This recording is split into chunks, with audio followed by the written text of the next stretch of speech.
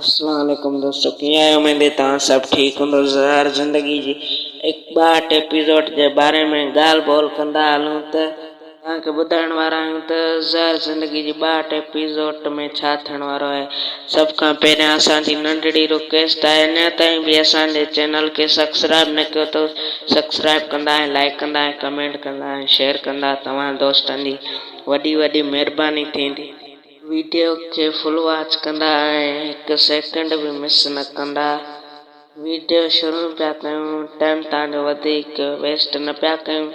ज़हर ज़िंदगी ड्रामे जी 62 एपिसोड में तव्हां ॾिसंदा त रईस कमाल खान जा माण्हू हालार खान खे बलोचिस्तान जी साइड वियो आहे, उते पूरो करणु वेंदा आहिनि ऐं तव्हांखे ॿुधाईंदो हलां। तव्हांखे ॿुधायुमि पहिरियों अॻु में हिन खां पहिरियां मां वीडियो ठाहियो हालार खान जे टॉपिक ते, जंहिंमें मां तव्हांखे ॿुधायो हुअमि त हालार खान ज़हर ज़िंदगी ड्रामे खे छॾे चुको आहे।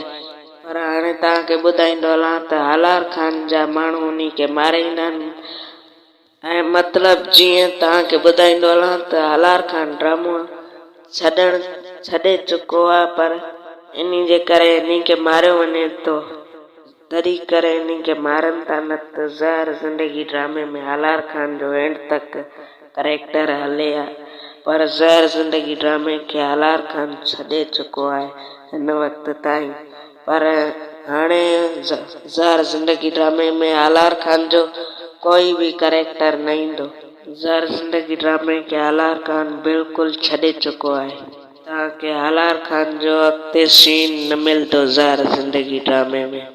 सो दोस्तों, हीअ वीडियो जेकॾहिं पसंदि आई हुजे त लाइक कंदा ऐं कमेंट कंदा ऐं शेयर कंदा।